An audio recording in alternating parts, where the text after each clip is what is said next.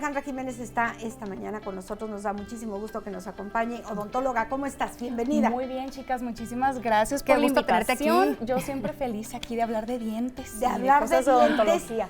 De dientes, el diente completo, pero adentro que hay nervios, dicen. Así es. Por eso luego nos quejamos, ¿no? De me duele, no lo soporto. Bueno, pues vamos a hablar un poquito del por qué sucede eso y qué tratamientos podemos hacer al respecto. Ok, para tener endodoncia, primero, ¿qué quiere decir eso de endodoncia? Ok, la endodoncia normalmente son tratamientos que nosotros realizamos para tratar problemas, sobre todo de dolor, ¿no? Es muy típico que el paciente llegue con mucho dolor, con mucha molestia. ¿Y esto por qué es? Porque hay una inflamación continua en el nervio. Cuando tenemos esa inflamación, eso puede ser causado por diferentes situaciones, ¿no? Por ejemplo, cuando tenemos una caries profunda, cuando tenemos mucho desgaste, cuando tenemos fractura del diente, obviamente ya a un nivel profundo, ¿no? Que ya estamos cerquita a lo mejor del nervio. Ya empieza a haber un problema. Lo que duele es el nervio. Lo que duele es el nervio. Me duele la muela, me duele el diente, es el nervio. Sí, ¿por qué duele? Porque el nervio está inflamado por algún estímulo que lo está causando. Como lo digo, puede ser caries, puede ser alguna lesión profunda, desgaste, etc. Entonces, cuando tenemos este tipo de inflamación, puede llegar un punto en el que deje de doler. En un momento puede dejar de molestar. ¿Por qué? Porque entonces el nervio, de estar en una constante inflamación, puede llegar a necrosarse, o sea, como a morir. Y ya no te duele. Y dejas de sentirlo, pero empieza entonces a producirse una infección. Y el paciente dice, ya la hice, sí, ya se me quitó. Sí, ya se me quitó, ya no me duele. Y de repente sucede, es muy típico que el paciente te diga, ay, ¿sabes qué? Se me inflamó un poquito aquí en la encía. Como que me sale un granito, se me inflama, se me quita. Eso es que ya tenemos una fístula, ya hay una inflamación precisamente por la infección que tenemos ahí. Todos los microorganismos, todas las bacterias están actuando, generando y formando una infección. Aunque nos estemos lavando los dientes, aunque eso ya no tiene nada que ver, lo que ya es por dentro. Haciendo, ya es interno. Y entonces ahí ya tenemos que entrar nosotros a resolver el problema, ¿no? Generalmente cuando tenemos estas situaciones, lo primero, o sea, la primera opción que tenemos para tratarlo es hacer una endodoncia. Yo creo que la mayoría hemos escuchado este término de endodoncia. Esto consiste en retirar, o sea, tenemos que abrir primeramente la corona del diente, se hace un acceso a través de la corona, y se retira lo que es el nervio del diente. La corona es donde mordemos, digamos. Exacto, vamos a lo que vemos del diente. Como el caparazón. Exacto. Lo que alcanzamos a ver de diente, eso es la corona del diente, corona clínica. Tenemos que accesar a través de ella, obviamente son accesos muy, muy pequeñitos. No ¿Duele? No, porque estamos bajo anestesia, entonces no hay ningún problema en ese sentido. Se retira el nervio y como lo vemos aquí en la imagen, fíjate, la primera imagen podemos observar cómo está el nervio, se ve muy rojo, eso es inflamación. Y tiene como una bolita, ¿no? Tiene una bolita abajo, eso es que empieza ya una formación de infección, ¿ok? Después de eso se hace el acceso, se retira lo que es el nervio, se limpian los canales radiculares, o sea, toda la parte interna del diente hay que desinfectarla. Y después de eso se va rellenando estos conductos para que no queden vacíos, como ya no tenemos el nervio, se rellenan de un material especial y se sella. Se coloca la restauración arriba y con eso ya queda rehabilitado el diente. Luz, este material con el que rellenas ya no tiene posibilidades ni de infectarse ni de nada más para curarse. Ahí vamos con esa parte. Es muy buena pregunta porque sí puede llegar a suceder que haya una reincidencia de infección. Ya no tendríamos esta inflamación en el nervio porque ya no tenemos nervio. Sin embargo, a pesar de tener la endodoncia, en algún punto sí puede llegar a aparecer nuevamente una infección. Por ejemplo, vamos a suponer que nos hicieron una endodoncia hace ya muchos años. Nos pusieron una restauración, no sé, una corona, vamos a suponer. Ya tenemos muchísimos años con esa corona y resulta que por el tiempo la corona ya se desajustó. ¿Qué quiere decir esto? Que empieza a haber un espacio entre la corona y el diente y empieza a infiltrarse, filtrarse, exacto, hacia la parte de adentro. se empieza a acumular bacterias, empieza a haber ya una contaminación de nuestra endodoncia y empieza la formación ahora sí de una infección nuevamente. Ajá. Debe haber entonces mantenimiento, digamos, no sé si sea la palabra correcta, pero si ya nos hicieron una endodoncia, ¿tendríamos que estar revisando que siga todo bien?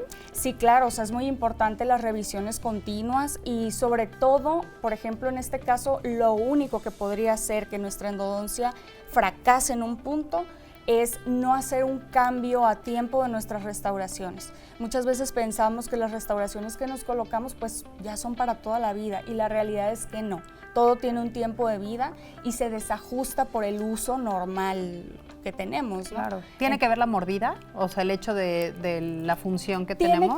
Tiene que ver la mordida, tiene que ver, o sea, es multifactorial. Pueden pasar muchas cosas, incluso hasta que se fracture la restauración que tenemos y decimos, ay, pues luego lo veo, no me molesta, no me duele, después lo revisamos. Al fin que tienen endodoncia, ya no hay nervios, problema. No hay dolor. Exactamente, y ese es el error. O sea, dejar pasar ese tiempo, no revisarlo realmente a tiempo, no detectarlo, ¿no? A tiempo y empieza esa formación de infección nuevamente. Bueno, después de que tenemos esto, una vez que otra vez tenemos infección en un diente con endodoncia, todavía hay posibilidades de poder salvar la pieza.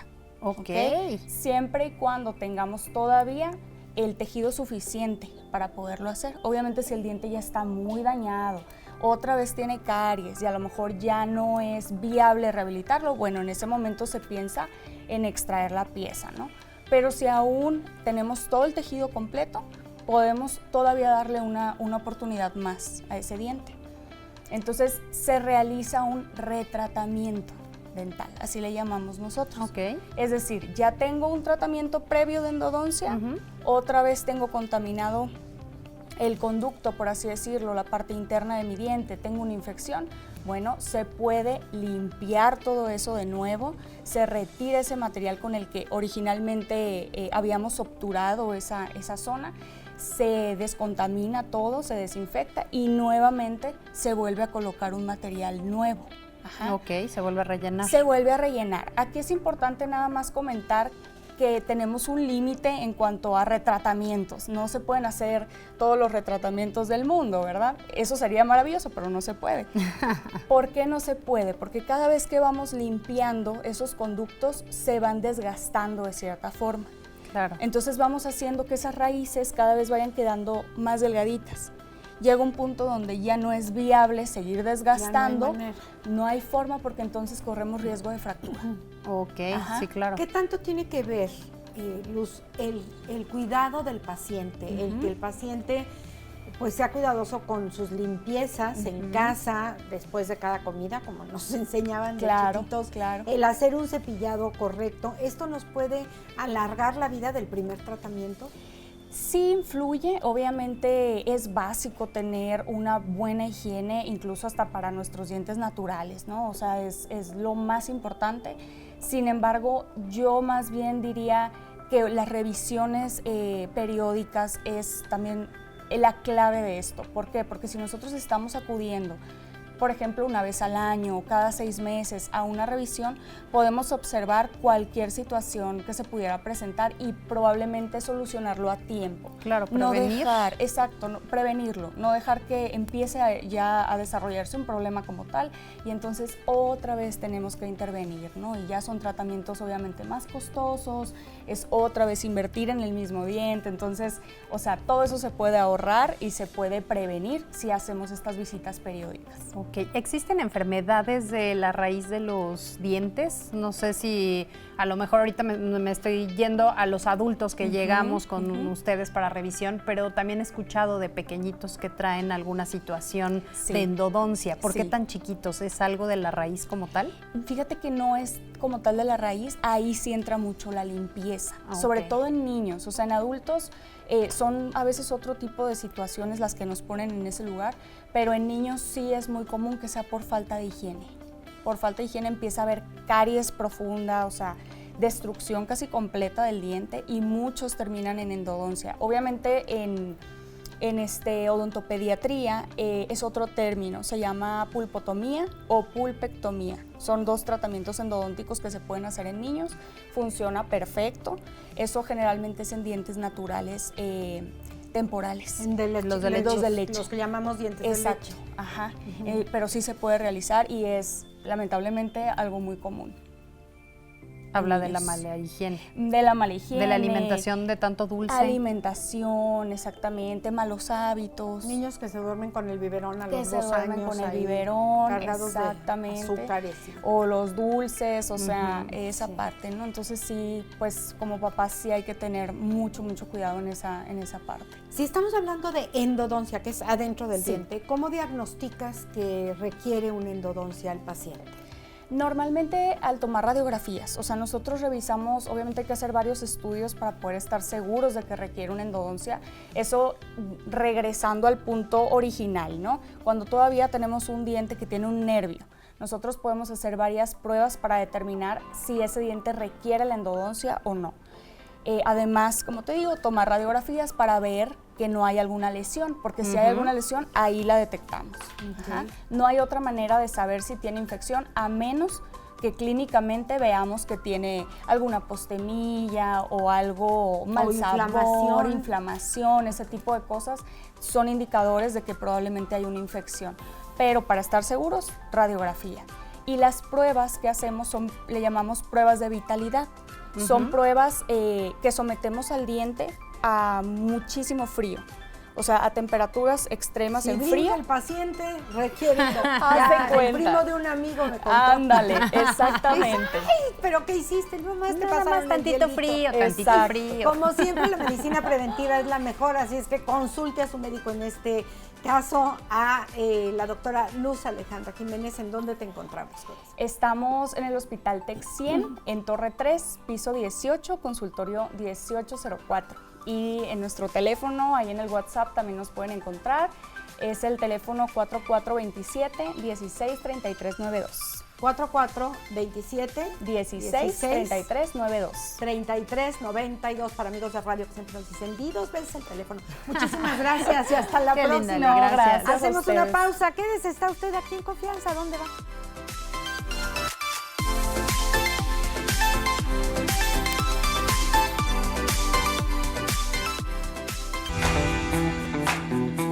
Estamos de vuelta. Porque usted sugirió este tema, aquí vamos a hablar de dislexia, qué es, de qué se trata, se cura, no se cura, cuáles son los tratamientos. Me da muchísimo gusto que Araceli Cañas esté con nosotros, ella es especialista en neuropsicología. ¿Cómo estás? Muchas Araceli, gracias, gracias. Empecemos por el principio, ¿qué es la dislexia? Ok, la dislexia es un trastorno del neurodesarrollo, específicamente del aprendizaje, que afecta funciones cognitivas como el lenguaje, la lectura, la atención y la memoria. Sí, esto es en general la dislexia. Lenguaje, lectura, atención y memoria. Sí. Okay. ¿En la escritura también existe o ese vendría dentro de...? Sí, claro, en la escritura también. Okay. Viene conjunto con la lectura, porque es con la escritura. Sí.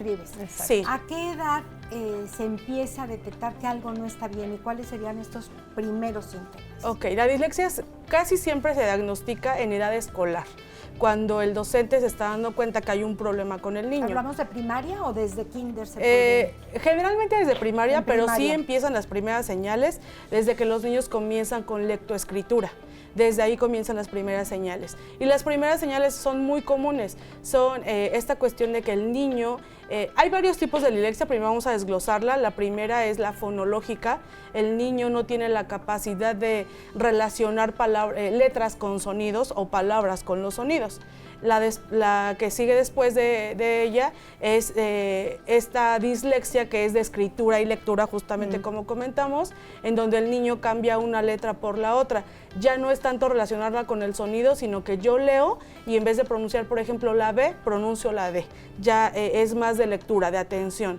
Y la tercera es mixta, cuando tenemos los dos factores, tanto fonológica como escritura y lectura.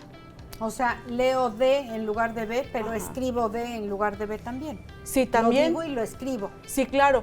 Algo, un punto muy importante es cuando los niños leen lento. Por ejemplo, una señal de alerta es que mi hijo ya va en tercero de primaria y lee muy lento, se traba mucho. Bueno, esta es una señal de alerta. Hay varios factores para diagnosticar dislexia. Hay que descartar varias cosas, pero los signos son, mi hijo lee lento, cambia las palabras por otras palabras, también pueden ser números, le cuesta mucho trabajo las matemáticas, tiene que estar con la atención muy sostenida para que él pueda resolver problemas matemáticos sencillos. Sí va a un ritmo, pero no al mismo ritmo que el grupo. Algo muy importante es que la dislexia no está relacionada con la inteligencia. El niño puede estar de un IQ maravilloso, pero si tiene dislexia, el aprendizaje va a ser más lento porque necesitamos intervenir con un aprendizaje que al niño le convenga para que él pueda desarrollar al 100% las habilidades. Se confunde mucho porque los papás tienen la idea de es que es flojo, es que no ha leído, y no es así. El cerebro no tiene esta capacidad, ya que es del neurodesarrollo, es desde el nacimiento. Están afectadas dos áreas importantes del cerebro, que es el área de Broca y el área de Wernicke, que se encargan del aprendizaje, sobre todo del lenguaje y de la atención sostenida. ¿Se podría corregir en este caso si ya se sabe justo con estos puntitos de alerta que nos acabas de decir, Ara, el acudir a que haya algún tipo de terapia, sí es corregible? No, como es un trastorno, no tiene cura, pero nos adaptamos a la vida del paciente, como terapia psicoeducativa, psicoeducación para todo su entorno, porque obviamente no va al mismo ritmo que los demás compañeros, ¿no? Y eso, cuando el niño no lo entiende, podemos provocar una depresión infantil, porque el niño se siente raro, frustrado, ¿no? Empieza el Frustrado. bullying, las burlas, Exacto. el que no sabe leer, etc. Entonces, yo creo que principalmente psicoeducación en su entorno, familiar, educativo, su red de apoyo, saber cómo vamos a intervenir con el niño, porque el niño pues está bien de inteligencia, ¿no? Pero ir a su ritmo es lo importante. ¿Hay algo que puedan hacer los padres de estos niños? Porque entiendo que los maestros pues tienen una gran carga en este asunto de dislexia, pero ¿cómo podemos apoyar desde casa a los padres de familia de pequeñitos que están presentando este problema de dislexia? Ok, primeramente, y creo yo que mucha paciencia, Sí. porque los adultos vivimos al 1000 por hora y no tenemos la paciencia para entender que el niño va a tardar en entenderlo, ¿no? No todos son igual, pero lo que tenemos que hacer los padres es entender que va a un ritmo desfasado. Ya te dije 1000 veces que es la D, Exacto. pues te lo 1001. puedes decir, sí, Sí, claro. el número de veces, pero tranquilo y con calma, ¿no? Claro, entender, porque también el niño se frustra, o sea, no es algo con que él o ella haya decidido tener. No o lo sea, hacen a voluntad, sí, ni por exactamente. molestar a nadie. Al no ser Sí. corregible que mencionabas, Ara, entonces, ¿qué esperaríamos de estas personitas que justo como niños van creciendo, van evolucionando y hay adultos disléxicos? ¿Van a continuar escribiendo la D en lugar de la B? ¿Van a seguir leyendo al revés? ¿Qué se espera de ellos? Ok, aquí en la terapia psicoeducativa lo que se hace es, tenemos materiales muy visuales. Cuando los adultos con dislexia crecen, generalmente la dislexia está controlada. Me refiero a que es más la atención responsable que el adulto pone en escribir o en leer o en hablar, ¿no? Es más la atención. Se da mucho más fuerte la dislexia en niños cuando todavía hay pues estos movimientos, estas cuestiones de que los niños son hiperactivos, Dispersos. se mueven, dispersos, exactamente. Claro. Entonces, sí se controla, no se cura. Okay. Puede haber, por ejemplo, los adultos de vez en cuando puede tener algún error, pero ya es mucho menos, porque ya tengo la capacidad de controlarlo y de trabajarlo más. Pero en edad escolar trabajamos con tarjetas y con una educación diferente al resto del grupo, que si el niño es más visual, pues te enseño más visual, ¿no? Si el niño está diferenciando las letras o las está revolviendo, pues material educativo, ¿no? Este material didáctico que ayuda muchísimo a los niños disléxicos. Sobre todo en los niños, sobre todo esa es la intervención que hacemos, pero anterior a eso, un diagnóstico específicamente muy acertado. ¿Quién lo hace? ¿Quién hace el diagnóstico? Es un equipo multidisciplinario, neuropsicología. ¿Terapistas del lenguaje? Sí, exactamente, porque aquí hay una cuestión muy importante. Las terapias de lenguaje o fonológicos lo que hacen es medir la lengua. Muchas veces la lengua no tiene largo suficiente para que el paciente pueda pronunciar las letras que se diferencian con la dislexia. Entonces, tienen frenillo abajo de la lengua o arriba. Okay. Hay que diferenciar estas cuestiones fisiológicas, patológicas, y de ahí aplicamos pruebas estandarizadas permitidas en México que nos hacen tener un buen diagnóstico. Neuropsicología, puede ser su pediatra, y descartamos primero con el pediatra cualquier situación fisiológica anatómica de la boca. Ok, sí. ¿Podría, si es que ya hubiera alguna situación anatómica, pudiera haber algún tipo de reversión o ayuda para poder evitar la dislexia? Evitarla no, pero sí tener una mejor calidad de una mejor calidad de vida para el niño en el ambiente escolar. Pero corregirla no, a menos que sea anatómico y que el médico ya tenga un diagnóstico y un plan de intervención. Entonces ya ahí podríamos nosotros intervenir únicamente con la terapia fonológica, terapia del lenguaje, terapia psicoeducativa, etcétera. Okay. ¿Hay algún factor hereditario? Sí, la dislexia es hereditaria. Si uno de los papás es disléxico, 60% el niño va a ser disléxico. ¿Esto impide que lleguen a tener un desarrollo normal académico, digamos que hagan una carrera, que se dediquen a lo que quieran? O sea, ¿les impide un poco, les frena un poco su desarrollo laboral? Pues no, porque la dislexia no está relacionado con la inteligencia, entonces no le impide. De hecho, hay personas, Einstein era disléxico. Entonces, no te impide porque no está relacionado con la inteligencia. Si lo atendemos a tiempo en un buen diagnóstico, puede ser su vida perfectamente. Y la ventaja de los disléxicos es cuando hacemos un tratamiento estructurado, ellos pueden llegar a tener un orden en la vida bastante estructurado que te puede ayudar a lograr el éxito, ¿no? ¿Nuestros maestros normalistas crees que estén capacitados para atender a niños con dislexia? Ellos sí toman, deben de tomar cursos porque sí lo piden. Una clasecita por ahí, recuerdo. Pero, por ejemplo, aquí en Querétaro he visto que la UCEBEC te pone hay un departamento que se llama, no recuerdo su nombre, pero es de psicoeducación. Okay. Cuando hay niños que tienen áreas de oportunidad, se remiten a esa área que se llama, no recuerdo en este momento cómo se llama, pero hay un buscar, área. Sí. O sea que las escuelas oficiales también pueden tener acceso a este departamento. Sí, claro, todas las escuelas oficiales tienen este departamento de psicoeducativo, donde es de psicólogas, y ellos atienden ese tipo de trastornos de aprendizaje, de dislexia, entre otros, dentro de la misma institución.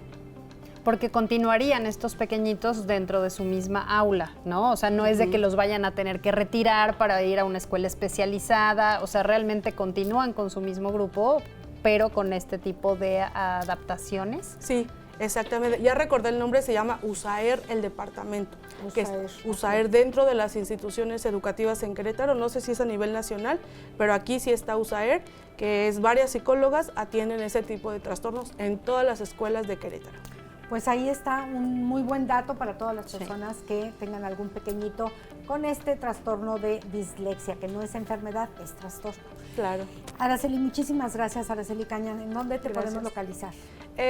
Mi consultorio está en Madero, antes de llegar a Tecnológico, Querétaro Centro, redes sociales como psicóloga Ari Cañas, y pues ahí estamos para lo que se les ofrezca. Qué linda, Ara, muchísimas gracias. Muchas gracias a ustedes. Muchas gracias. Mi cuerpo tiene sed, pero la piel también. Vamos a ver qué cuidados necesitamos darnos a nuestra piel, a nuestro cutis, principalmente a la cara en esta temporada de calor. Adelante.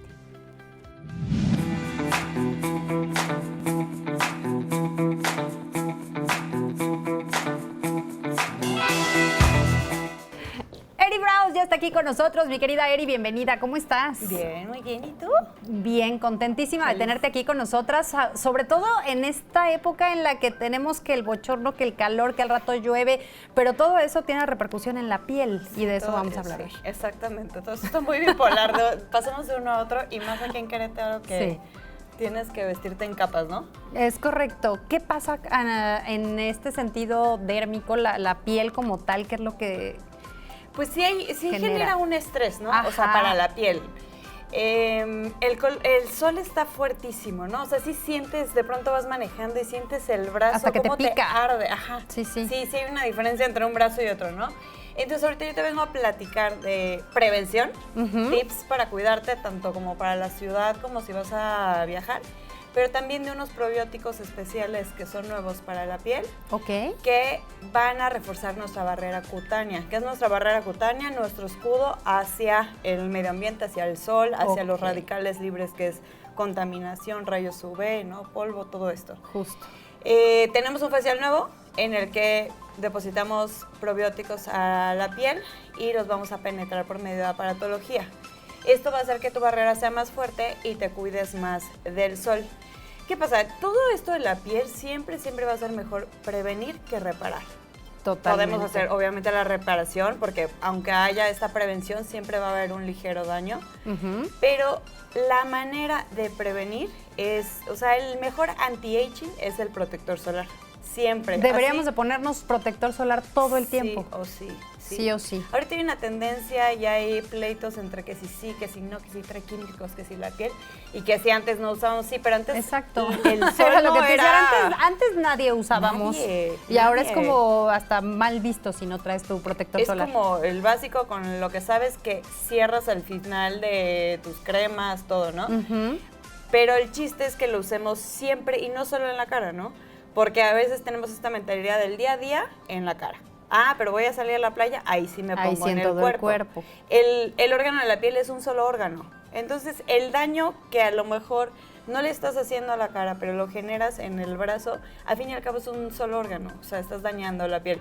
Sí, la vanidad nos gana y decimos, sí, pero lo que se ve es del cuellito para arriba, ¿no? También las manos, es un foco manos. súper importante que hace poquito estaba leyendo y dije, sí es cierto, no le ponemos atención porque muchas veces venimos manejando justo y pues en el volante ahí traemos la mano expuesta totalmente. Les voy a traer unos guantes. Que sí, los vi en tus redes. Grita, ay señora, ya, por favor, siéntese. Sí, pero me encantó pero porque sí es importante. Tiene todo que ver. No nos damos cuenta de lo expuestas que están las manos y que a partir de ahí también la piel de las manos empieza a tener pues repercusiones. No, y el bloqueador realmente a las manos cuando baja.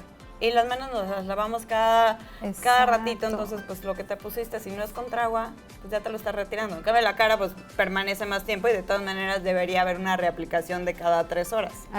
¿Y de qué tipo de protector solar tendríamos que estar utilizando en tema preventivo? Mira, a partir del 30... ¿Del factor 30? Sí, sería ideal estar reaplicando mucho más en la playa y en la playa sí cuidarnos de que sea contra agua porque estamos en la alberca, sudamos mucho más, ¿no? Aquí es importante que, por ejemplo, en temas de la playa, como consejo, es llegar con la piel bien hidratada. Es como ir al súper con hambre, ¿no? Es un error. Sí. Entonces, si llegas a la playa terminas llenando el carrito de todo lo que ni querías. Y la economía que anda a tope. Exacto. Entonces, si llegas a la playa con la piel deshidratada, ya descamada, ¿no? No estás llevando una piel ideal ni resistente. Entonces, por eso este consejo de llevarla hidratada y estos probióticos que te van a hacer esa barrera cutánea mucho más fuerte. Porque también, ¿qué pasa? Si tú tienes una piel deshidratada, te pones el bloqueador, como que se lo come muy rápido, ¿no? En cambio, una piel deshidratada, exfoliada, que llegues con una piel exfoliada, pero sin un químico fuerte, ¿no? Porque pero hidratada, sí, pero hidratada. Ok. ¿Por qué? Porque quitas esas células muertas y el bloqueador ahora sí se queda en la piel y permanece. Ok. Eso es súper importante. También que veas que tus cremas, tu skincare, no sea nada fotosensible, o sea, que se active el sol.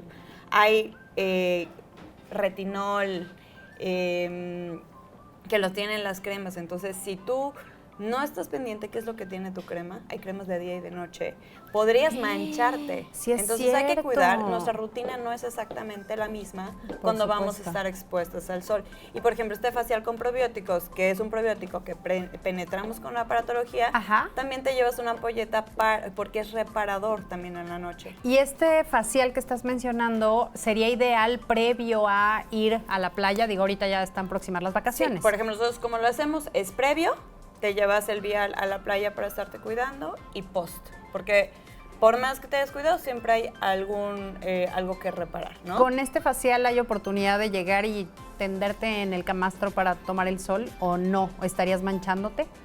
Pues lo ideal es que ya no lo hagamos. Ok. ¿No? O sea, porque de 12 a 6 no te hace, pues ya, no vayas, ¿no? Sí, hay cierto horario y varios dermatólogos que han estado con nosotros nos han comentado, justo de mediodía a 4 de la tarde no te expongas al sol y dices, ok, y luego Pero, ya por no hubo ejemplo, sol ni en la mañana ni en la sí. tarde. Pero si eres mamá y vas con niños, es imposible esconderte del sol. Entonces, lo mejor es que llegues lo más preparada. Por ejemplo, tomar antioxidantes antes. Ok. También te cuidas desde adentro. O sea, por ejemplo, un tip buenísimo para la playa, para el pelo, yo siempre les digo a mis hijas, el pelo es una esponja y hasta se burlan, ¿no? Porque el pelo tiene sed, ¿no? Entonces, Sí. si tú te metes directamente con el pelo seco a la alberca, lo primero que absorbe Es el esa cloro y todos agua los con químicos. cloro, químicos. Claro.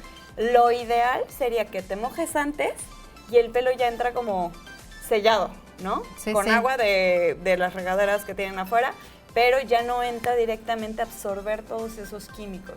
O sea, siempre hay cositas que podemos hacer que marcan la diferencia. Yo, por ejemplo, del cuello para abajo no hay manera que me hagas entrar a una alberca. O sea, me da ansia el tema de los químicos. No me gusta, ¿no? Sí, pero sí. bueno, sí proteges tu piel. No estoy diciendo que no disfrutes, métete, pero cuida tu piel antes. Por supuesto. Sí. Y quienes a lo mejor no es tanto de ir a la playa ni nada de eso, el día a día en un clima como el que tenemos hay que cuidarnos. Está cañón. O sea, de verdad, todo este envejecimiento que estamos teniendo realmente es del día a día. O sea, Sí. no es que vivamos yendo a la playa, ¿no? Exacto. Entonces, sí hay que cuidarnos, hay que hidratar la piel, hay que limpiar la piel, porque si te haces un facial, extracción, limpieza, pues tus productos tienen cabida.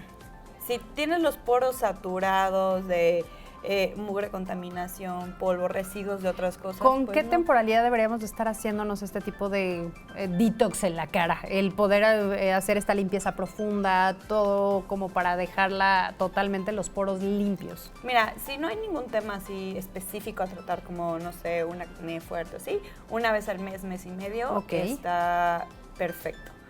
Sí, hay que tratar un tema de manchas, pues ya es más seguido. Ujú. Que nunca hay que tratar un tema de manchas antes de una exposición solar fuerte. O sea, ya sea de playa o que sepas que vienen los meses de calor muy intensos y que vas a estar más en Lo la ideal calle. sería como en invierno. No, sí, en Ok. invierno sería lo ideal, y hay que recordar que la piel siempre tiene memoria.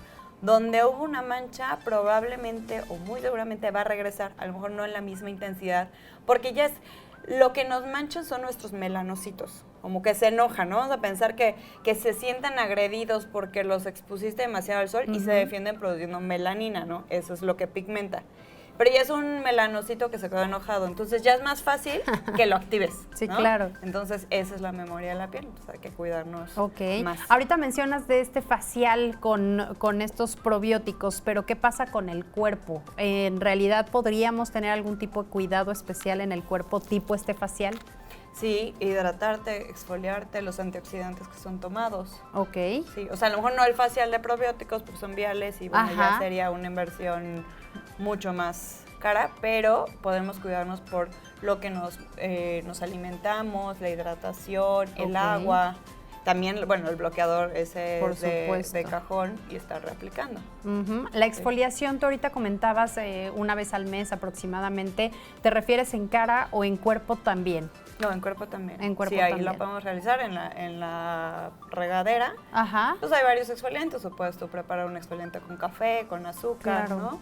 Sin tallar tanto, ¿no? Hay zonas donde sí el cuerpo nos lo permite más, como codos, pies, ¿no? Que son piel más áspera, pero Exactamente. el cuerpo pues también. ¿Qué opinas de los vapores? El que la gente que está acostumbrada a ir a vapor y estar en esos espacios, ¿vale la pena el hacerlo de manera frecuente?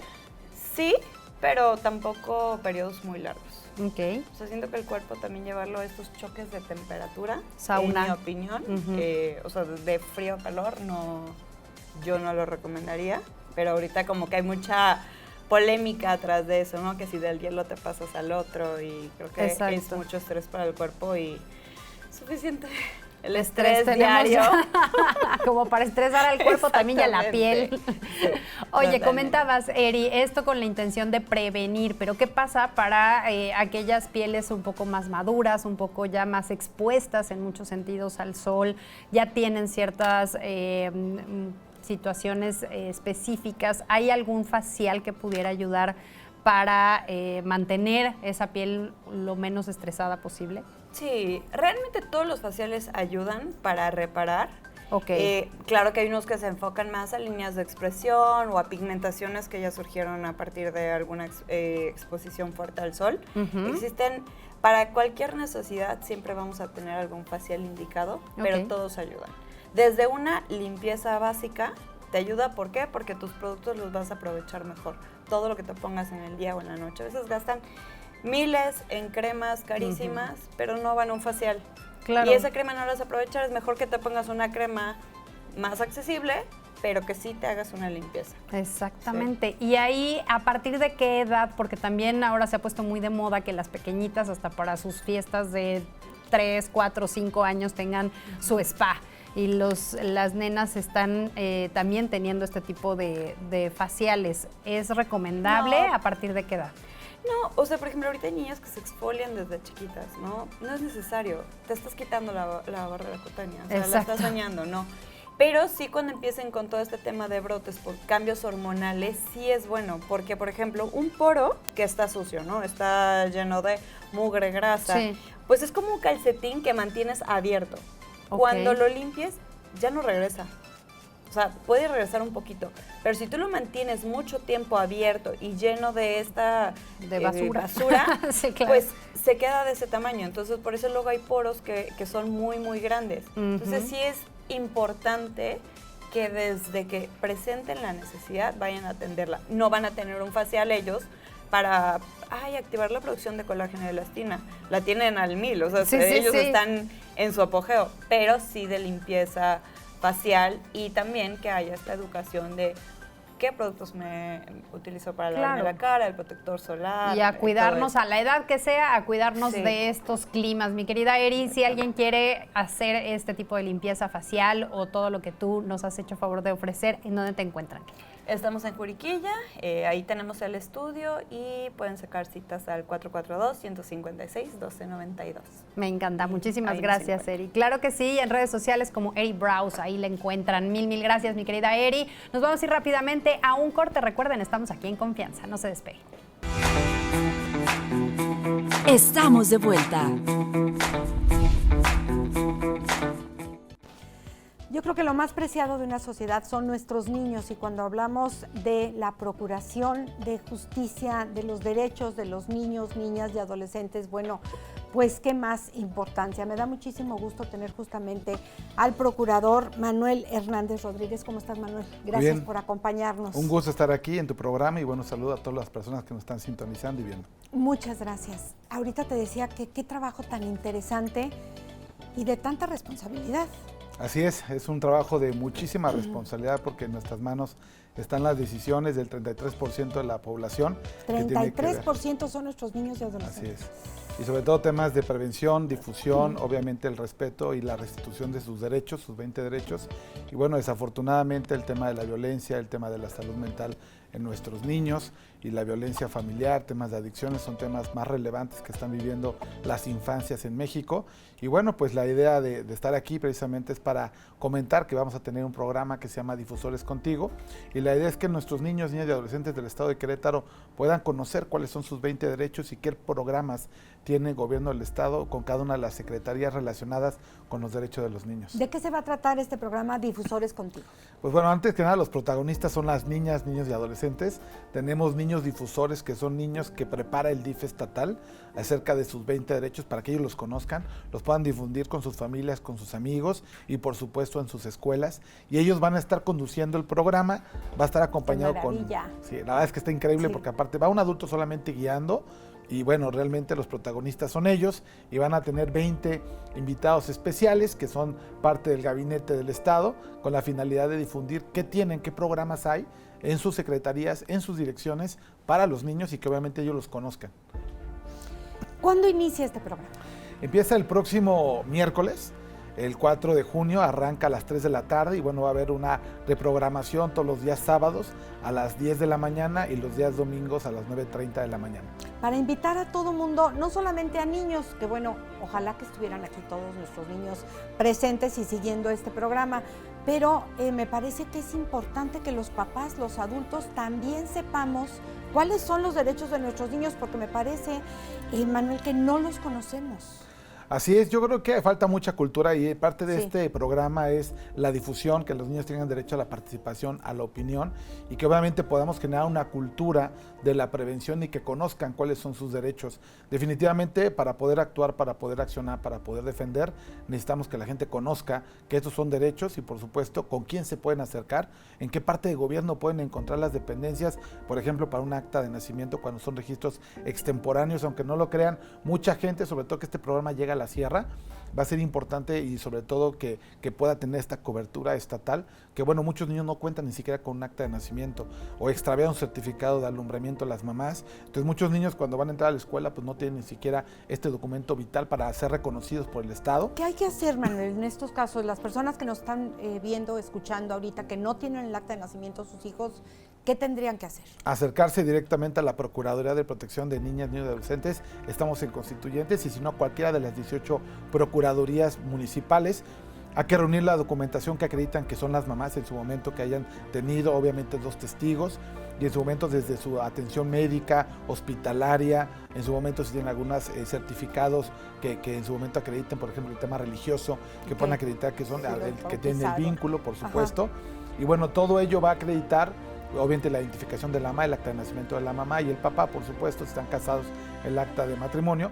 Y obviamente, pues iniciar el procedimiento se llama registro extemporáneo y la Procuraduría realiza una investigación para acreditar la afiliación y además de eso emite una resolución administrativa para girar un oficio al registro civil y ellos sean los que expidan esta acta. Sin importar cuánto tiempo tenga la persona que no tiene acta, pero es que es importantísimo tener un acta de nacimiento. Así es competencia de la Procuraduría para los menores de 18 años y ya siendo mayor, pues sigue siendo un registro extemporáneo, pero eso ya se tramita directamente ante la Dirección Estatal del Registro Civil.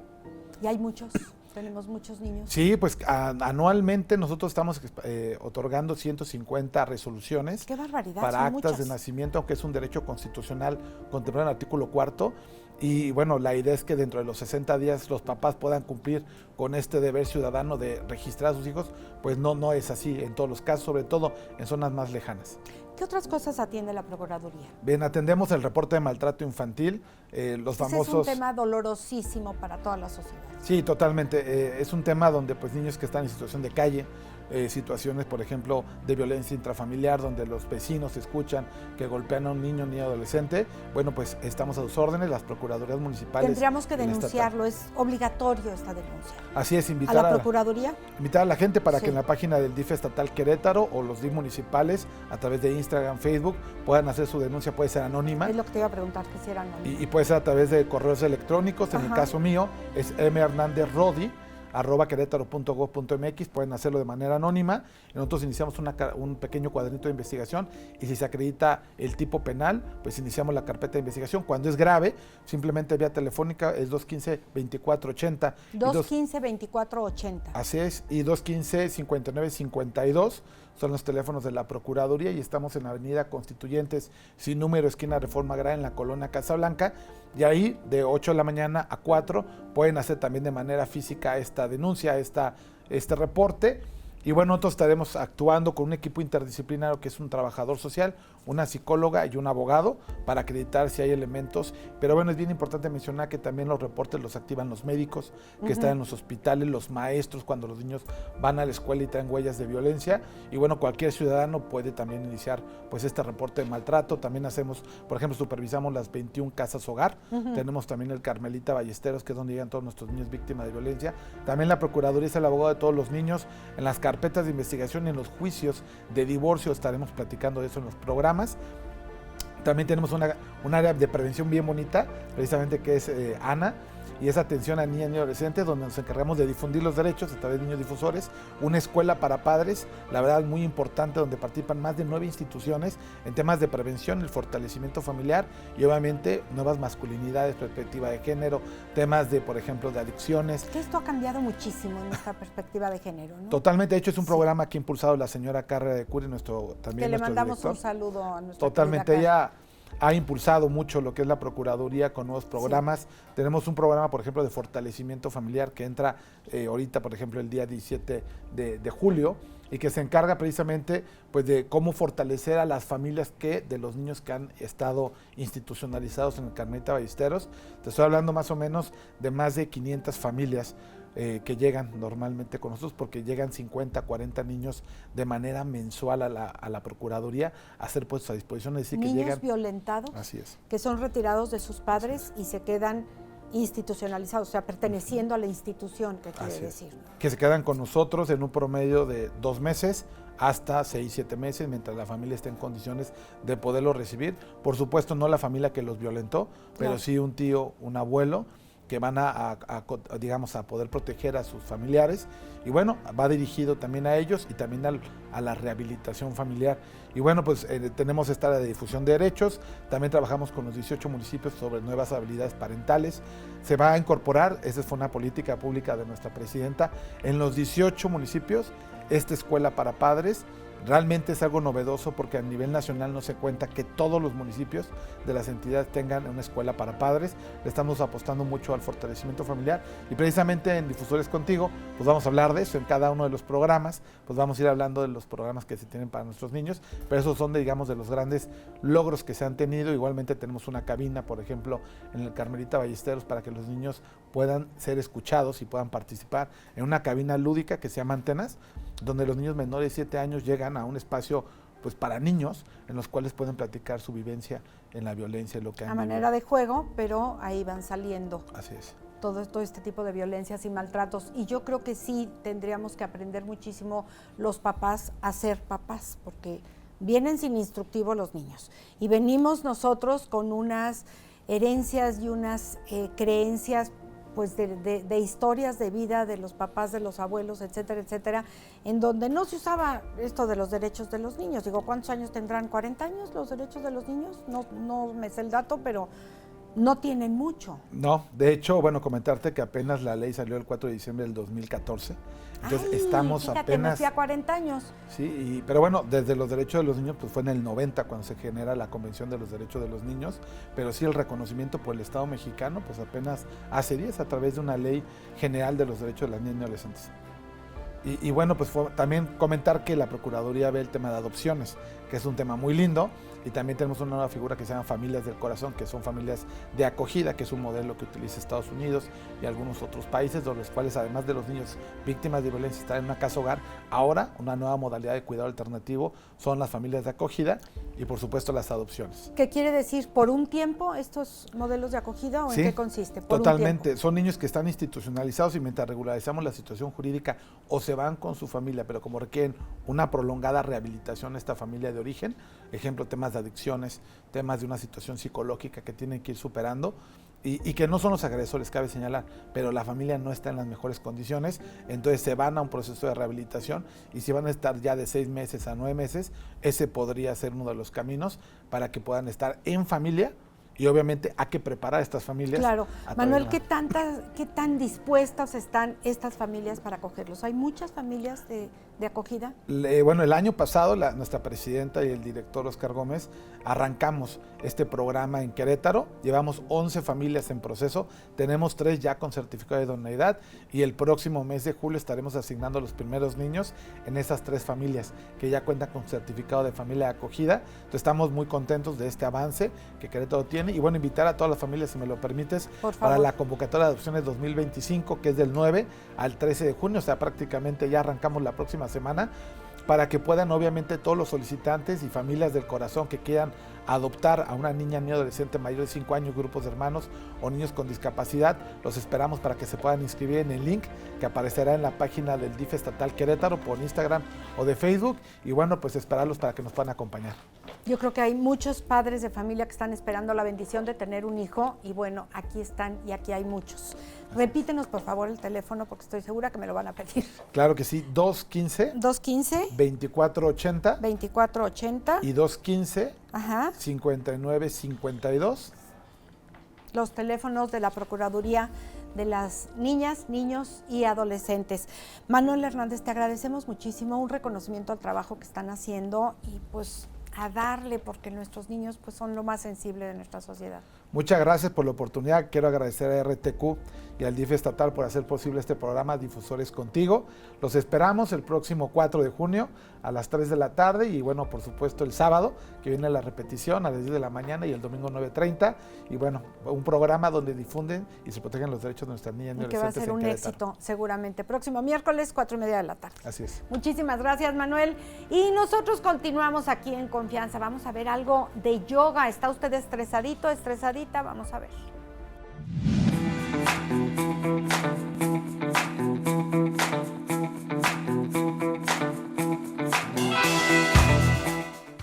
Zaira Reina ya está aquí con nosotros y me encanta porque siempre viene a hablar de yoga, pero no nada más de lo que vemos ahí en redes o que vemos en YouTube o en plataformas, sino realmente lo que es desde dentro de todo lo que implica la yoga y todos los tipos de yoga que hay. Mi querida Zaira, bienvenida, ¿cómo estás? Buenos días, bien, ¿y ustedes? Contenta de tenerte aquí de nueva cuenta para que ahora hablemos acerca de estos tipos de yoga.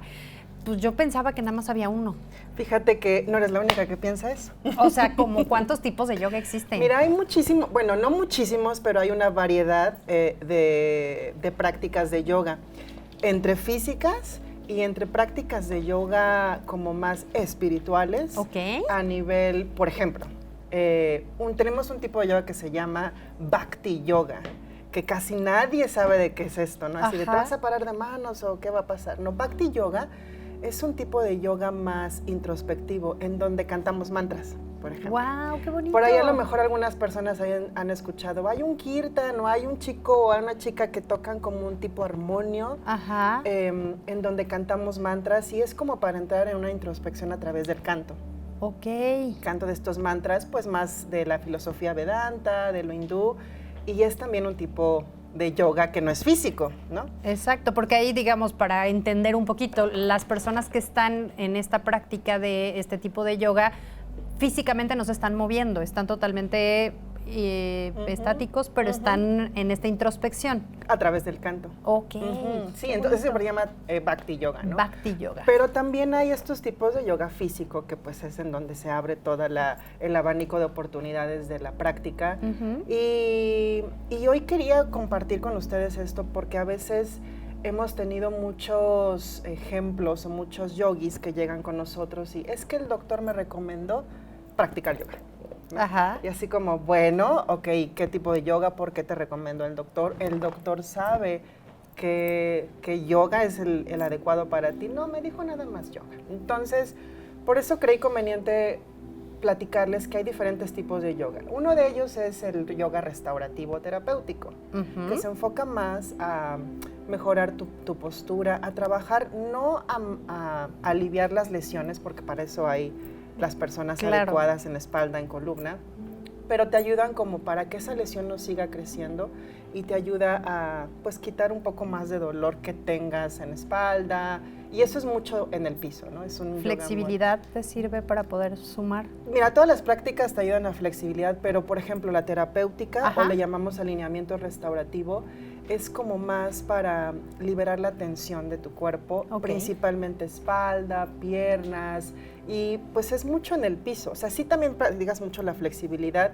pero no al 100%, sino que se especifica más en esta terapia física, ¿no? Y la respiración en todos los tipos de yoga, me imagino, es súper importante. Es súper importante. El tratar de respirar con mucho control, en conciencia de la respiración, inhalar largo, exhalar largo, pues ayudan a esa calma mental para que tú puedas estar presente en tu práctica. Exactamente. Y esta, digamos que podría ser este tipo de yoga que mencionas, restaurativo, más indicado para aquellas personas que ya tengan ciertas lesiones. Exactamente, que tengan ciertas lesiones o a veces que vengan saliendo de alguna terapia y que necesiten una como un apoyo extra a través del yoga, como si fueran a la fisioterapeuta, pero no somos fisioterapeutas. Claro. Los maestros o las maestras están totalmente capacitadas para ayudar a las personas a pues recobrar movilidad, a poder moverse mejor a través de la práctica terapéutica. Exacto. Regresando un poquito a la primera que mencionabas de los cánticos y demás, ¿para quién podría estar enfocado ese tipo de práctica de yoga? Pues mira, se enfoca más, o sea, realmente a todos, a todos los que se quieran abrir a experimentar el canto. Ajá.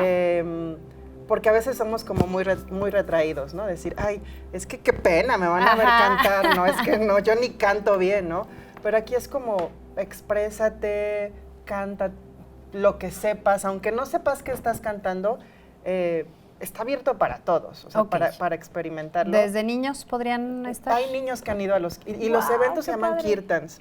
Cuando vean así una palabra kirtan en algún cierto estudio de yoga, de verdad vayan, es súper bonito, es súper bonito el Bhakti Yoga. Se llama yoga de la devoción. Ok, y no importa que no tengamos preparación para ello. Nada. Llegamos de cero y podemos entrar. Sí, o sea, llegas de cero, pues puedes entrar, puedes empezar a escuchar los cantos y como son cantos de filosofía Vedanta, pues la mayor parte de los cantos están en sánscrito. Ok. Entonces, pues dices, ay, canijo, ¿y qué estarán cantando? ¿Qué estaré invocando? Exacto, ¿no? Pero no es diciendo. nada de eso, sino, pues es canto de agradecimientos, de abrir tu corazón a Ser Supremo, al que sea, al que tú tengas, y es más esa parte introspectiva, pero no tan... ¿Sabes a quién les ayuda muchísimo? A los que no pueden entrar en una meditación muy quieta, es decir, calmar la mente, para hacer algo introspectivo, se invita a través del canto de un Bhakti Yoga a que llegues a ese estado de meditación, pero un poquito más relajado y cantando, ¿no? Exacto, porque sí tienes razón, hay muchas personas que a la hora de intentar hacer esto de la meditación, nada más la mente no se frena y es un bombardeo de pensamientos, bombardeo de sensaciones y no hay manera de realmente conectar. Correcto. Esto podría ayudar como un previo a ya después continuar con otro tipo de Ven a meditar prácticas. Cantando. Me encanta. Y ese es el Bhakti Yoga. Excelente. ¿Qué otro tipo de yoga Mira, hay? también hay otros tipos, aparte del terapéutico, hay este tipo de yogas que vemos mucho en las redes sociales, en donde hacemos posturas bien loquitas. Por ejemplo, Rocket Yoga, ¿no? Rocket Yoga se escucha fuerte y sí es una práctica fuerte, es para los que ya llevan un avance un poco más en su práctica física, en donde haces transiciones más locas. Yo digo que es como algo circense, pero a través de la práctica de yoga con la respiración, respetando tu movilidad, respetando tus límites, pero también más allá, ¿no? Entonces, por ejemplo, vas desde el terapéutico hasta el Rocket Yoga, que te vas a parar de manos, vas a hacer movimientos muy Me imagino que en Rocket Yoga debe de haber como principiantes, intermedios y avanzados, porque no voy a llegar yo, a lo mejor tenga la situación de tener ya este tipo de práctica de cuerpo, a lo mejor me ejercito en el gimnasio, lo que sea, tengo la fuerza o la fortaleza en cuerpo, pero no tengo toda la práctica como tal. Por ejemplo, el Rocket Yoga sí es multinivel, pero si tú vas empezando, probablemente te vas a intimidar un poco por la gente que ya está un poco más avanzada y vas a decir, uy, no, eso yo no lo puedo hacer, mejor me salgo, ¿no? Entonces, lo ideal, por ejemplo, este Rocket Yoga es para gente ya intermedia, la que ya lleva un poco más de tiempo en la práctica física, ¿no? ¿Con qué poder empezar si mi intención es poder llegar al Rocket Yoga? Hay prácticas que se llaman yoga para principiantes. Y ahí viene desde cero, que a veces ya no son tan principiantes y llevan 2 años haciendo yoga para principiantes y ya no lo son. Pero bueno, es esa parte, desde ahí te enseñamos cómo respirar, cómo mover, cómo flexionar bien una rodilla, cómo respetar la movilidad, los rangos de movilidad de tu cuerpo, para que también yoga no te lesione. Claro, porque hay muchos mitos alrededor del yoga, ¿no? En varias ocasiones hemos visto el que se sataniza, el no vayas a hacer eso porque te vas a lesionar, pues no lo vayas a hacer sin asesoría y sin este acompañamiento, pero no es algo que lesione el yoga. No debería lesionar. No debería lesionar, pero a veces como alumnos, como yogis, queremos llegar tan rápido a la postura y queremos hacer lo que vemos a veces en redes sociales. Exacto. Y no te das cuenta que todo viene una preparación antes, con mucho tiempo, muchos años de práctica, o sea, no viene desde cero. Hay gente que sí, su cuerpo ya está diseñado así, que es flexible desde niños, ¿no? Pero se pueden lesionar, sí, si quieren ir muy rápido en el proceso. ¿Todo mundo podríamos practicar yoga? Todos podemos, Sara, todos Ok. podemos. Desde el yoga prenatal, que ese es otro tipo de yoga, que ya se prepara para que puedas tener una... o sea, tener al bebé un parto. O sea, yo como un poco mamá más embarazada fácil. llego a este tipo de práctica de yoga. Yoga prenatal. Ok. También. Entonces, desde ahí, pues ya el niño está escuchando, o el bebé, la bebé, pues esos sonidos. Y desde ahí ya empiezan a practicar. Y hasta Claro. la gente de la tercera edad, ¿no? También. O sea, es como una gama, pero sí siempre hemos tratado, o en lo personal he tratado de que la gente vaya despacio ahora. No se emocione. Cada quien tenemos nuestro propio ritmo. Y a lo mejor tú vas a ver, ay, es que Zaira está con la pierna aquí enredada, ¿no? Y yo no puedo ni tocar. Hay un proceso. Sean pacientes con sus procesos, cuiden su cuerpo físico, porque Claro. ahorita hay muchas lesiones, muchos de nosotros sufrimos mucho de lesiones de espalda, de columna, y no me gustaría que el yoga sumara más a esas lesiones, entonces váyanse con Exactamente. cuidado. ¿En dónde estás ubicada, mi querida Zaira? Estamos en Juriquilla, Shakti Yoga Juriquilla, por ahí andamos, por estos lados de también Álamos, también hay varios estudios de yoga para que vayan, prueben. Nosotros que estamos del otro lado de Querétaro, también los esperamos, tenemos muchos tipos de práctica y vengan a probar. Claro, nos habías comentado la vez pasada el que hay que saber a dónde llegar, porque sí, efectivamente hay muchos lugares, pero cómo saber que es el indicado, que sí están bien preparados. Mira, preguntar por las preparaciones de los maestros, las certificaciones, porque sí, Ara, como lo comentaba la vez pasada, hay maestros, y con todo el respeto que merece cada enseñanza, que porque creen que tienen una práctica física de yoga es maravillosa, ya pueden ser maestros, y no. Y ahí es en donde no los guían bien, los lesionan. Entonces pregunten por las certificaciones de los maestros, cómo estamos preparados, y eso ayuda muchísimo. Excelente, Zaira. Pues mil gracias. 442-147-5045, la línea telefónica para que te contacten y que puedan ir a practicar justamente yoga en todos estos tipos de yoga. Ya lo vimos desde los pequeñitos, desde antes de que nazcan los bebés. Para las mamis es algo que los va a relajar demasiado, y sobre todo, bueno, saber que existen para todo tipo de actividades. De alguna manera, hasta los adultos mayores, si llegan a tener estas lesiones, el saber a dónde acudir, qué tipo de ejercicios, qué tipo de pues respiraciones se requieren, porque también hay diferentes tipos de respiración, y eso me imagino también ustedes, Zaira, nos pueden ir canalizando y asesorando. Sí, ¿no? Y en alguna otra ocasión que vengamos, Ajá. hablamos de respiración, y vamos a poder hacer unos buenos ejercicios. Ay, sí, hasta por para la favor. gente que va manejando. Vas a ver Por que favor, sí. para Sí, no, sí. no quedarnos con la respiración aquí en el pecho atorada, hay que saber cómo Hay que respirar. sacar todo, por favor. Es correcto. Muchísimas gracias, Zaira, como siempre, bienvenida cuando Gracias. gustes, este es tu espacio. Nosotros nos vamos a ir rápidamente a un corte. Recuerden, estamos aquí en Confianza, no se despeguen.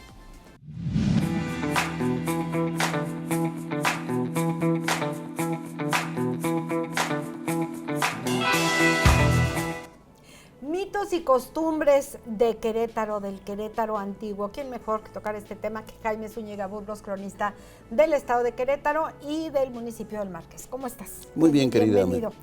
Muy bien.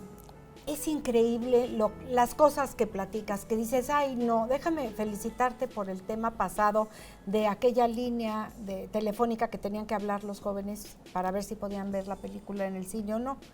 El teléfono de la pureza. El teléfono de la pureza. El 224. 224. 224, ¿qué tantas veces Sí, lo se habrás hablaba marcado? mucho. Bueno, tuvo muchísimo éxito esa entrevista, nos hablaron varias personas para felicitarte por este Gracias. tema. Y ahora nos vamos un poco pues a estos mitos, a estas leyendas, a estas verdades del Querétaro antiguo. ¿Por dónde empezamos? Desde que la humanidad es humanidad, tiene ciertos rituales que se han ido elaborando, y varias disciplinas, varias ciencias se abocan, como la antropología, la historia, el estudio de las religiones, al estudio de este tipo de conductas humanas. Pero estas conductas fueron llegadas aquí donde ya había otras. Nuestros antepasados prehispánicos ya tenían otros rituales. Por ejemplo, el ritual pues, de la danza, los saumerios, el creer que el inframundo estaba a sus pies, que los elementos, que el sol, que eran más prácticos en ese aspecto. Cuando los ídolos que ellos veneraban, llega la religión católica, pues los empiezan a convencer con otros nuevos ídolos para ellos, porque la mentalidad era que eran sus dioses igual, nada más que mayor colorido. Entonces aquí en Querétaro se han dado una serie de circunstancias que hemos dejado en un libro. En este libro son cerca de 40 los mitos, la mitología queretana, las tradiciones, los ritos que estuvimos rescatando. Hay muchos y es tan extenso el tema que se me agolpa, voy a tratar de hacer un resumen. Cuando venían los españoles a la conquista, se horrorizaron de ver que vivos les extraían el corazón y se lo ofrecían al dios Huitzilopochtli. Y que era un honor aparte. Era un honor morir, ¿no? morir por el dios, etcétera, sacrificar para que el sol no se detuviese. Pero después, cuando empezaron a llegar los sacerdotes católicos, ese mismo rito lo traían. Me voy a referir a lo que hicieron con el padre Vía, un sacerdote muy conocido aquí en Querétaro, que estaba en olor a santidad, decían entonces. Como sabían que iba a ser santo, querían conservar una reliquia. A su fallecimiento le extrajeron el corazón, estuvieron velando su cuerpo en el convento de capuchinas y las madres capuchinas se quedaron con ese corazón de alguien que a futuro iba a ser santo. Con el paso del tiempo fue sepultado ahí. Pero esto que se dio aquí en Querétaro, hay muchos relicarios, custodias, donde hay un corazón en varias partes de la República. Entonces, un corazón que perteneció a alguien. ¿Cómo lo mantenían? Lo mantenían en formol, generalmente en formol. Y esto fue introducido de España, en contra de lo que aquí los horrorizaba. Ellos también lo practicaban, nada más que allá difuntos. Les extraían el corazón. Pero sí había una gran diferencia entre sácate el corazón vivo y ya que estés muerto, ¿no? Sí. Pero bueno, no se horrorizaron tanto. Sí, pero eran los ritos y costumbres propios de dos diferentes culturas. Sí. Otro rito que hay es el de los tamales de muerto. Y muy cerca de aquí, los huastecos acostumbraban, cuando fallecía el difunto, o lavaban todo el cuerpo o le lavaban los pies. Y con esa agua hacían el nixtamal para hacer tamales, porque ellos creían que los iba a proteger de enfermedades, pero sobre todo los iba a guiar con sus pasos por el camino correcto, por una vida ordenada, etcétera, libre de problemas. Esa costumbre huasteca pues, fue difundiendo sin conocerse el origen de los tamales de muerto. ¿Quién sabe cuántos nos habrán enfermado al comer esos tamales? No hay ningún problema porque se hierve el agua, se hierve los tamales, todo eso. Sí, pero el ritual, pues a muchos que ya no se lleva a cabo. Qué bueno, sí, si no me protestan los tamaleros ahí de Arteaga. No, ya podemos comer tamales con toda confianza. Sí, esto es parte de los rituales. Había otro rito. Cuando construían un bordo o una presa, dejaban unos nichos que con el paso del tiempo empezaron a explorarlos y se veía como huesos de pollo, de animales, huesitos chiquitos. Pues no, eran los huesitos de un difuntito, de un angelito, como decían, que los sepultaban en la cortina de la presa o en las orillas del bordo, porque ellos creían que eran de la familia, en el caso de una creciente, un rompimiento que pudiese haber, ellos los iban a ayudar. Y lo rescaté tal como me lo platicaron, que decían, no, es que los angelitos, estando ahí en la presa, sus almas, que es otra también de las creencias, sus almas se agarran de los brazos y dicen, tráncate, José, tráncate. Y al decir tráncate, tráncate, José. Entonces eso era un refuerzo psicológico del bordo o de la presa. Pero además muy respetables todas estas creencias. Sí. Digo, ahorita nos parecen como que están fuera de toda proporción actualmente, pero la verdad es que así, no sé cuántos años habrán vivido con estas creencias. Sí, se fueron desapareciendo, pero fueron hallazgos, hallazgos que pensaban que eran de pollo y eran huesitos de niños. ¿Quién te platicaba estas cosas? Mi labor no ha sido ir a copiar libros ni nada de eso, sino ir a investigar. Sí. El investigar, andar haciendo entrevistas, porque mucha gente desprecia. Por ejemplo, Edmundo González Yaca me puso una dedicatoria en uno de los libros que decía que para muchos la anécdota la trataban como despectivo, pero la anécdota tenía un gran contenido histórico. No, bueno, claro. Porque cultural y todo. Claro. Entonces hay gente muy soberbia que dice, me fui a la fuente primaria, pero se van a copiar y no. Mi labor ha sido andar dentro de la entrevista, de la plática, y son muchos años que estamos haciendo fuentes primarias de los que nos están relatando esto. Y te pregunto esto, Jaime, porque no sé si en la actualidad hay gente que todavía tenga esas creencias. Por ahí va mi pregunta, sí. No radicalmente en ese aspecto, pero sí, por ejemplo, la cruz del difunto. Cuando fallece una persona, y esto es en Querétaro, en la periferia, en varias partes, incluso alguna gente foránea traen esas costumbres de estados como Guerrero. La cruz? ¿La que ponen en la el cruz suelo la con ponen flores? donde está el difunto, abajo ponen una cruz de cal. De cal. De cal. Es una cruz de cal. Flores. No, es independientemente de todos los cirios, todo. Una cruz de cal. Entonces, cuando se llevan ya al difunto, generalmente los familiares, es una tradición, los familiares cavan la tumba de su ser querido. Y viene después el novenario. Y ese novenario pues, te ofrecen tamales, café y todo eso, es el rezo, las jaculatorias. Pero al noveno día es el levantamiento de la cruz del difunto. Que con todo respeto, con un rito ya católico, empiezan a ponerlo en una pala y ya tienen previamente una cajita que mandaron a hacer con un carpintero, algún frasco, una cosa así, la depositan y de ahí se van al panteón para enterrarla en la tumba del difunto, no con la profundidad del difunto, pero la entierran ahí. Un hueco y ahí lo ponen. La hacen ahí. Ahora hay ritos tan simples como el rezar un Padre Nuestro para cocer un huevo. O el rezar una jaculatoria para unos huevos cocidos. Para ver en qué tiempo está el huevo cocido. Es el tiempo por lo que dura un Padre Nuestro. Sí, son costumbres, son rituales. Para vestirse mucha gente sacude la ropa 3 veces, eso ya es obsesivo compulsivo, ¿verdad? Pero son costumbres, son rituales. Bueno, y los ritos que ahorita ya está prácticamente prohibido de los toreros, era impresionante todo lo que tenían que hacer y todas las creencias de qué se tiene que hacer antes de una corrida, ¿no? Que también es cultura, porque bueno, finalmente cuántos años se llevaron a cabo. Y no se diga aquí en Querétaro las corridas de toros. Sí, no. Desde 1650 empezó la tauromaquia, las fiestas de los toros, y todo se hizo con corridas de toros, recabando dinero. Los arcos se festejaron, la llegada del agua por el acueducto con corridas de toros, los fondos para la Alameda con corridas de toros, todo era corridas de toros. Era algo que fue el sincretismo de la cultura indígena con el español, se fue transformando y aquí en Querétaro tiene gran arraigo, porque hubo al principio pueblo de indios, pero después llegaron muchos españoles.